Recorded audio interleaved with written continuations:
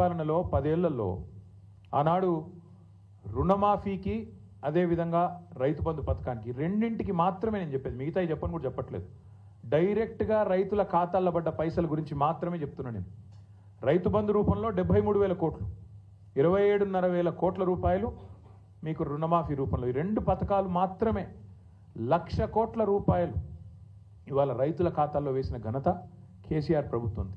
ఇవాళ ఎన్నికల్లో మాట ఇవ్వకపోయినా, ఎన్నికల్లో ఓట్ల కోసం మీలాగా డిక్లరేషన్ల పేరిట మోసం చేయకపోయినా, రైతు బంధు లాంటి పథకాన్ని భారతదేశంలో పెట్టిన మొట్టమొదటిసారి పెట్టిన నాయకుడు స్వతంత్ర భారతదేశంలో కేసీఆర్ గారు. అందుకే కేసీఆర్ గారు రైతు బంధుగానే ఉంటారు, రేవంత్ రెడ్డి రాబందుగానే మిగిలిపోతాడు, రైతుల పాలిట రాబందుగానే మిగిలిపోతాడనే మాట నేను ఖచ్చితంగా చెప్తా ఉన్నాను. రేవంత్ రెడ్డి గారే చెప్పినారు, ఇంకా చెప్పాలంటే చాలా వీడియోలు ఉన్నాయని చెప్పిన మాటలు. డిసెంబర్ 3కు ముందు తీసుకుంటే 5,000, డిసెంబర్ 3 తర్వాత తీసుకుంటే 7,500 రూపాయలు ఇస్తానని చెప్పి ఆనాడు ఎన్నికల కమిషన్కు ఉత్తరం రాసి రైతు బంధు ఆపి సన్నాయి నొక్కులు నొక్కిన వాడు రేవంత్ రెడ్డి. ఆ రోజు 10,000 రూపాయలు కేసీఆర్ గారు 2 పంటలకు ఇస్తుంటే 3 పంటలకు ఇయ్యవా, 3వ పంటకి ఇయ్యవా అని అవహేళన చేసిన వాడు రేవంత్ రెడ్డి.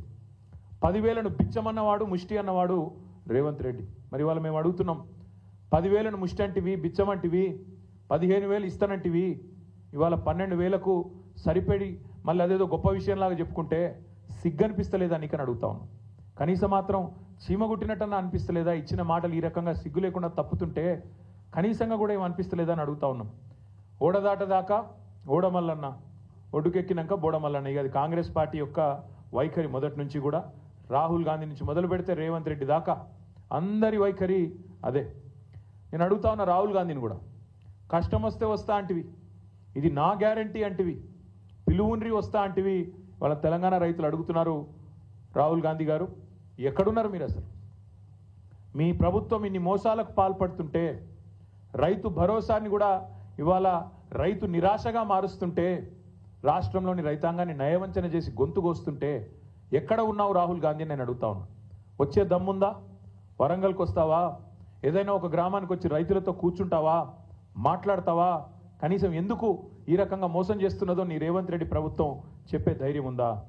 మేనిఫెస్టోలో ఇచ్చిన మాటను నిలబెట్టుకున్నందుకు ముందుగా ముఖ్యమంత్రి నుంచి మొదలు పెడితే రాహుల్ గాంధీ దాకా ఖచ్చితంగా తెలంగాణ రైతాంగానికి క్షమాపణ చెప్పాల్సిందే. మీరే ఇచ్చినారు వ్యవసాయ డిక్లరేషన్ అని, మీరే చెప్పినారు మాటలు, బోనస్ అన్నారు, ఇంకోటి అన్నారు, చాలా బోగస్ మాటలు మాట్లాడినారు. కానీ వీటన్నిటికంటే దరిద్రం, వీటన్నిటికంటే నికృష్టమైన మాట నిన్న రేవంత్ రెడ్డి గారు మాట్లాడినారు. ఇది పేపర్లో రిపోర్ట్ అయింది, దాని ప్రకారమే నేను మాట్లాడుతూ ఉన్నా. తెలంగాణ కాకుండా ఉమ్మడి ఆంధ్రప్రదేశ్లోనే బాగుండే ప్రభుత్వ ఉద్యోగులకనే ఒక నికృష్టమైన భావదారిద్రపు మాట తెలంగాణ ముఖ్యమంత్రి మాట్లాడడం అనేది ఇది నిజంగా కూడా తెలంగాణ ఆత్మగౌరవాన్ని కించపరచడమే. అసలు నీకు సిగ్గుందా? ఉద్యమంలో ఎన్నడూ రాలేదు కనీసం కలిసి, ఇవాళ సిగ్గు లేకుండా ఆ ముఖ్యమంత్రి పదవిలో కూర్చొని కూడా ఈ భావదారిద్రపు మాట మాట్లాడడానికి ఒక తెలంగాణ బిడ్డవు కదా, కనీసం రేషమని ఉండాలి కదా. ఎక్కడున్న తెలంగాణ ఎక్కడ పోయిందండి? 10 ఏళ్లలో భారతదేశానికే ఆదర్శంగా నిలబడ్డ తెలంగాణను పట్టుకొని ఉమ్మడి ఆంధ్రప్రదేశ్లోనే బాగుండే పరిస్థితులను మాట్లాడడానికి నీకు మనసెట్లు వచ్చింది? నీ రాష్ట్రాన్ని నువ్వే కించపరచడానికి నువ్వు ముఖ్యమంత్రి అనే ఇంగితం కూడా నీకు లేదా? ఆ మాత్రం సోయి కూడా లేదా అని బాధతో అడుగుతా ఉన్నావు. ఒక ముఖ్యమంత్రి పదవిలో కూర్చున్నావు, అదృష్టవంతుడివి నువ్వు. ఎంత గొప్పగా మాట్లాడాలి నువ్వు నీ రాష్ట్రం గురించి, నీ ప్రభుత్వం గురించి కూడా గొప్పగా చెప్పుకోవద్దట్లేదు మేము. కానీ రాష్ట్రాన్ని చిన్నగా చేసి చూపెట్టడం అనే దౌర్భాగ్యం అనేది అయితే ఉందో నిజంగా కూడా బాధాకరం. ఇంకా దారుణం ఏంటంటే, రాష్ట్రాన్ని చిన్నగా చేస్తాడు. ప్రభుత్వ ఉద్యోగుల పరిస్థితి అట తెలంగాణలో బాగా లేకుండానట, ఉమ్మడి ఆంధ్రప్రదేశ్లో బాగుండేనట.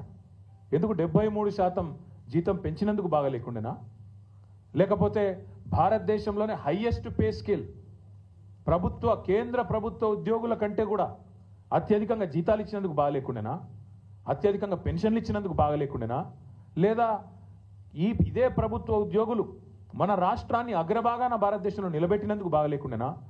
ప్రపంచంలోనే అతిపెద్ద లిఫ్ట్ ఇరిగేషన్ ప్రాజెక్టు కట్టింది ఇదే ప్రభుత్వ ఉద్యోగులు కాదా? ఇదే ప్రభుత్వంలోని ఇరిగేషన్ డిపార్ట్మెంట్ కాదా? రాష్ట్రాన్ని భారతదేశంలోనే తలసరి ఆదాయంలో నిలబెట్టింది అగ్రభాగాన ఇదే ప్రభుత్వ ఉద్యోగులు, ఇదే ప్రజలు కాదా?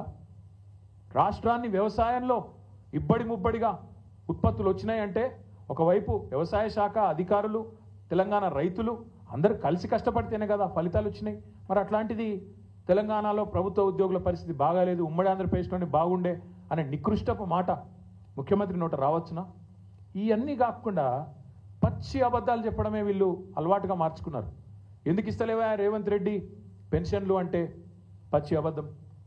ఎందుకు ఇస్తలేవా రేవంత్ రెడ్డి 100 రోజుల్లో 6 గ్యారంటీలు అంటే ఆర్థిక పరిస్థితి లేదు, దివాలా తీసినది, నాశనం అయిపోయింది, అప్పుల పాలైపోయింది అని దివాలాకోరు మాటలు మాట్లాడుతున్నాడు ముఖ్యమంత్రి. నేను ఇదే ముఖ్యమంత్రి, ఇదే కాంగ్రెస్ పార్టీ నాయకులు ఎన్నికలకు ముందు మీరు అడిగినారు, రిపోర్టర్లు నిలదీసినారు. మీరు I applaud you, I congratulate you. మీరు అడిగినారు సూటిగా, మీరు అడ్డగోలు హామీలు ఇస్తుండ్రు, ఎట్లా అమలు చేస్తారు అని అడిగినరు. అడిగితే ఆ రోజు పెద్ద పెద్ద డైలాగులు కొట్టిండ్రు.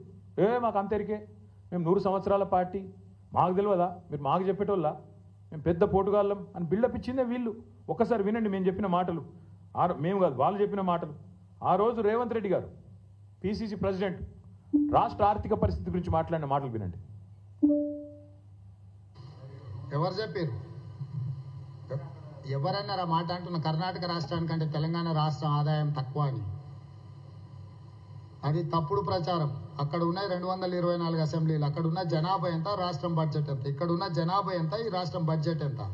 దేశంలోనే అత్యధిక ఆదాయం ఉన్న రాష్ట్రం తెలంగాణ రాష్ట్రం. దేశంలోనే అత్యధిక ఆదాయం ఉన్న రాష్ట్రం తెలంగాణ రాష్ట్రం. అదేమో ప్రతిపక్షాలు ఉన్నప్పుడు, ఇప్పుడేమో వేరే మాట మాట్లాడి అది కూడా చూపెడతా.